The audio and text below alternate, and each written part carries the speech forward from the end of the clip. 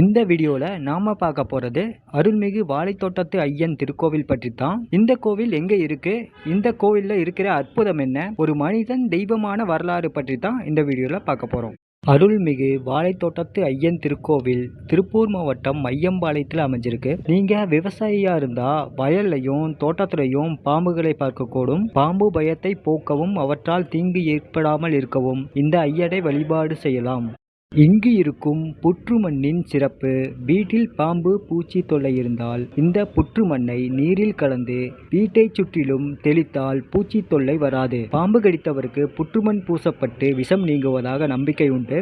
இங்கு புற்றுமண் எவ்வளவு எடுத்தாலும் புற்றுமண் குறையாது என்பது சிறப்பு. மனிதனாக இருந்து கடவுளான சின்னையன் என்ற வாழைத்தோட்டத்து ஐயனுக்கு ஈசன் கொடுத்த வரமும் வரலாறும் உண்டு. ஐயனின் இயற்பெயர் சின்னையன்.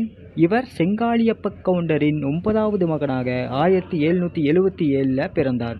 இவர் 12 வயது வரை கல்வி பயின்று பிறகு தந்தை சொல்படி மாடு மேய்க்கச் சென்றார்.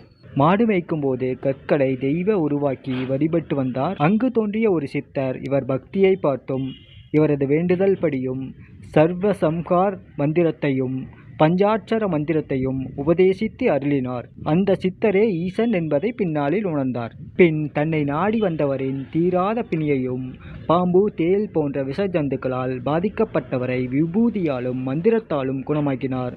ஆனால் எவரிடமும் கூலி எதிர்பார்க்கவில்லை. தன் 72வது வயதில் திருவாதிரை முதல் நாள் பேரூர் பட்டீஸ்வரரை பார்ப்பது வழக்கம்.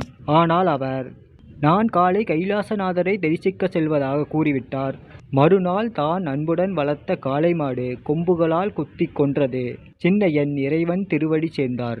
பின் அவர் தன் பண்ணையாளின் கனவில் தோன்றி தான் பூசித்து வந்த லிங்கம் நந்தி இருக்கும் இடத்தை சொன்னார். அவைகளை எடுத்து அவர் முக்தி அடைந்த கிழுவை மரத்தின் கீழ் வழிபாடு செய்து வந்தனர். அந்த லிங்கத்தினூடே ஒரு பாம்பு புற்று வளர்ந்தது.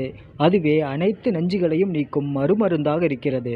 இங்கு அமைந்ததே அருள்மிகு வாழைத்தோட்டத்து ஐயன் கோவிலாகும்.